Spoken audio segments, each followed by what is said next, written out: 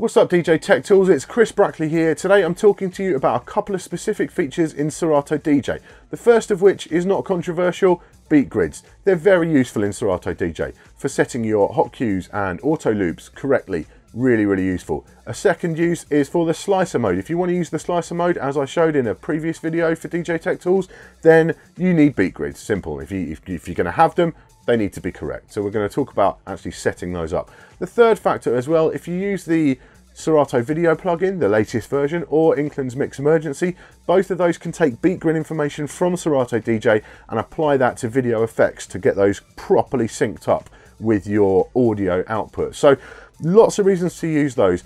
The second half of the video is going to talk about sync and how that works in Serato DJ. Now I know, a lot of people don't want to talk about sync, they don't want to hear about it, but ultimately it's there, it's a feature. And if you're going to use it, then you should know how to use it properly and what the quirks are and, the ins and outs within Serato DJ. So by all means, turn the video off halfway through, but I definitely think you should check out the beat grid stuff first, because whether you use sync or not, that's pretty useful. So we're going to dive into that first of all. Okay, so before we start messing with sync itself, we need to sort out some beat grid action in here. So what I've got just to demonstrate how flexible the gridding is in Serato DJ, I've got a transition track here. I've got DJ Snake Bird Machine, and this is a transition from 128 to 100 BPM. Now, the automatic detection in Serato DJ has got this at 100, which is fair enough because the bulk of the track is 100 BPM, but we start off at 128 and then it goes down. So obviously at the moment this beat grid is completely incorrect here. So what we need to do is correct that and get that proper. So let's pull back and go back to the beginning. I'm just going to use the keyboard shortcuts. I prefer the keyboard shortcuts in Serato DJ for doing the grids, because not all the hardware like this Vestax 380 does have any gridding controls on there, but also because it's like a muscle memory thing. Once you get used to it, it's easy to just do with any track, whether you're in offline mode or playing at a gig, whatever you do, just use the shortcut. So it's Alt and space, and that will open up the grid. And if you do it again, it will go to the next deck that's got a loaded track and through up to the 4 decks that you've got there. And then to get out of that again, you just hit escape or enter, and that will get you out of it. So let's just go in there. Now we'll delete the existing grid, and I'm going to put a downbeat marker there on the first beat. So that is X, and they call that a warp marker now. They've changed their terminology, but that's fine. Now I can see this is 100 BPM. This is wrong. So what I'm going to do is just use the left arrow key, and I'm going to go left to bring that BPM downwards until we get to roughly the 100 mark, which is where we want to be, or the 128 rather. So I've gone too far. Start again. Trying to talk and grid at the same time. So there we go. So the 128, that's going to put that second beat marker roughly on that transient right there in the middle. So that's looking pretty good. Let's play that through.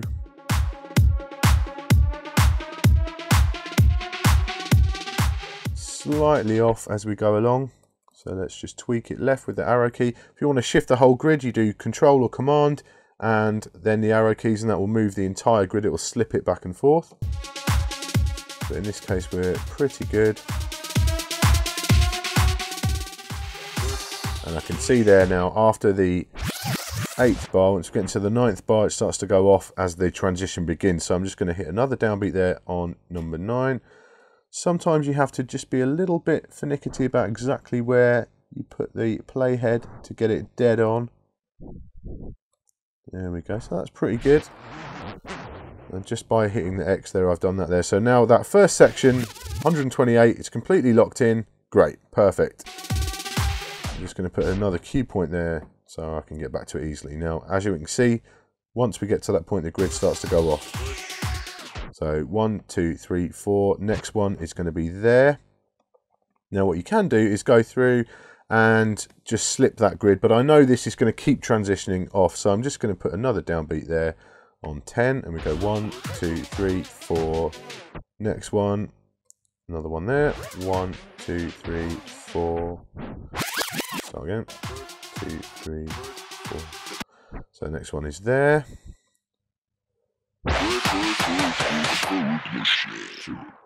And that's the start then after that. So 13 is going to go there. So that's now locked in, and that's the start of the 100 BPM section. So That's now got it down at 110, so I need to stretch that out. So I'm going to use the arrow keys now to get that down to 100. And we're getting there. There we go, 100 BPM. So that should be pretty close as we go through the rest of the track now. Check. There we go. Just give it a slight nudge, and you can either drop fresh downbeat markers as you go along. So for example, I'll do that there. Bar number 43, just going to drop a new downbeat marker.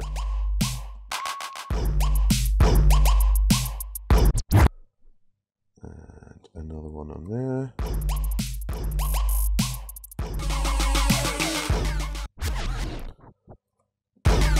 I find that's often quicker, especially if you're doing it on the fly at a gig or something, to just do new downbeat markers as you go.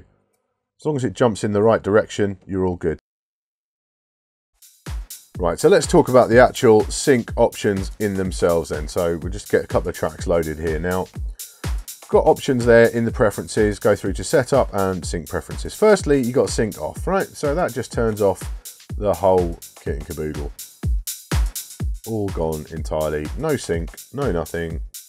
Everything is entirely, it's not relative pitch or anything like that, all just works as you would expect in a traditional setup. But obviously we are experimenting with sync today, so you've then got simple sync.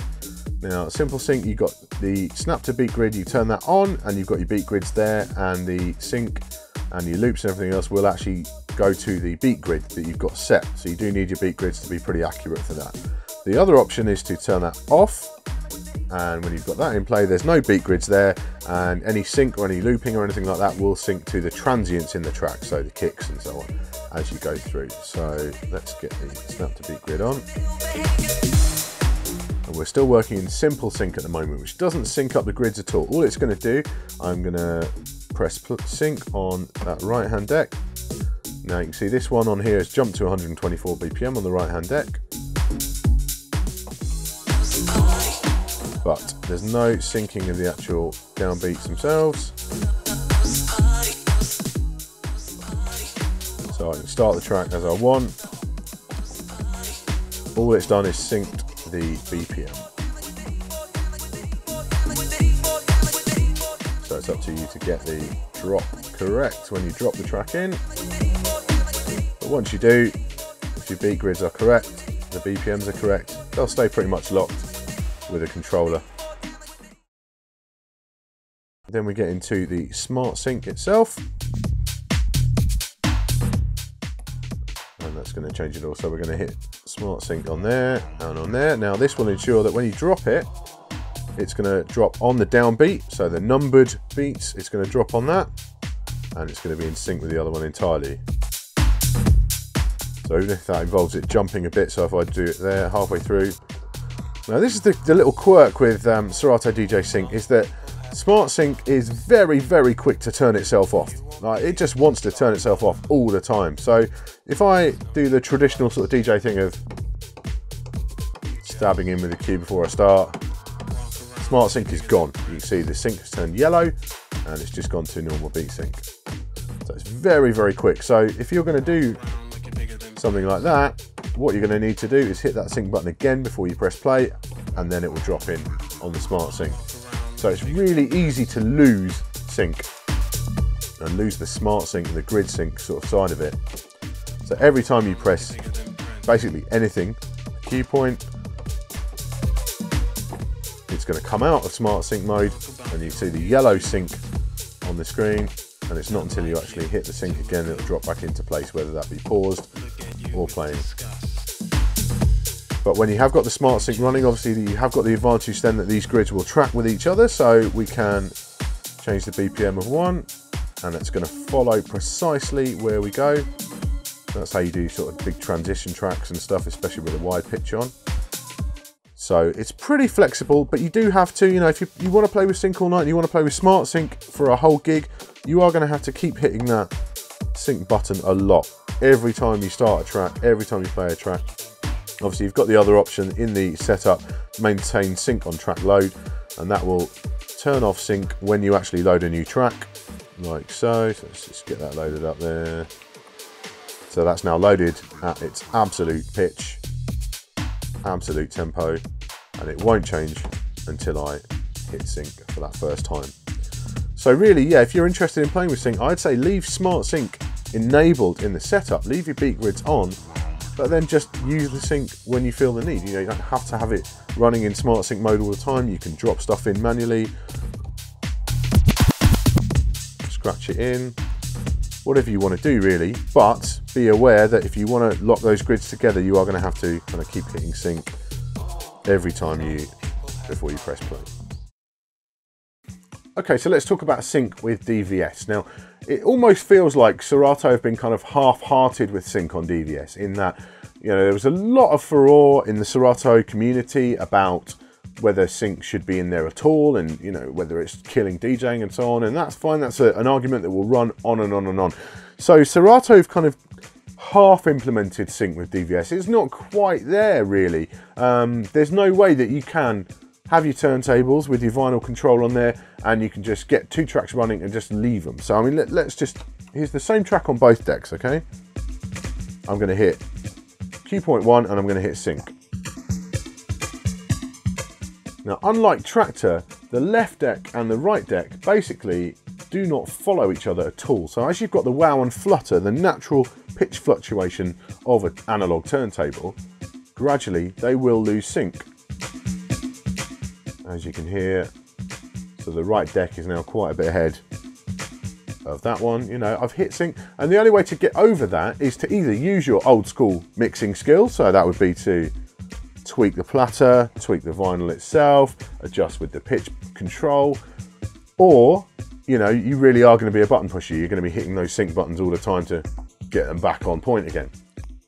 So there we are, a brief overview of sync and beat gridding in Serato DJ. As I say, even if you're one of those people who thinks that sync is the end of DJing and the root of all evil, do investigate the beat grids, because they've got a lot to offer. Whatever your style of playing, whatever your style of music, whatever your hardware, the beat grids can come in very handy. So check out the full written feature over at djtechtools.com, and thanks for watching.